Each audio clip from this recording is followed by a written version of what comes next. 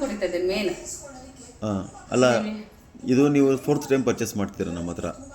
4th time, 4ನೇ ಸರಿ ತಗೋತಿದ್ದೀರ ಅನ್ಸುತ್ತೆ. 4ನೇ ಸತಿನಾ ಸರ್? 3ನೇ ಸಲ. ಹಾಂ, 3ನೇ ಸರಿನಾ? ಓಕೆ. ಇದರಿಂದ ನಿಮಗೆ ಸಿಂಪಲಾಗಿ ಏನೇನು ಯೂಸಸ್ ಆಯಿತು? ಯೂಸ್ ಆಯ್ತು ಅಂದರೆ ಫಸ್ಟು ನನಗೆ ತಿಂದಿದ್ದು ಬೇಗ ಜೀರ್ಣ ಆಗುತ್ತೆ. ಓಕೆ.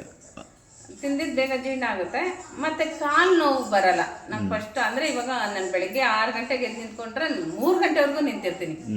ಮನೆಗನ್ ಕೆಲಸ ಎಲ್ಲ ಮಾಡಬೇಕು, 3 ಗಂಟೆವರೆಗೂ ನಿಂತಿರ್ತೀನಿ.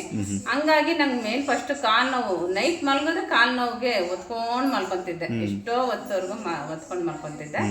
ಈಗ ಅದೊಂದು ಸ್ವಲ್ಪ ಕಮ್ಮಿ ಆಗಿದೆ. ಇದು ತಗೊಂಡಾಗಿಂದ ನಂಗೆ ಅದು ಕಾಲು ನೋವು ಕಮ್ಮಿ ಆಗಿದೆ. ಮತ್ತು ವಾಕ್ ಮಾಡ್ತಾ ಇರಲಿಲ್ಲ ಮೊದಲು, ಈಗ ವಾಕ್ ಮಾಡೋದಕ್ಕೆ ಆರಾಮ್ ಅನಿಸುತ್ತೆ. ಓಕೆ.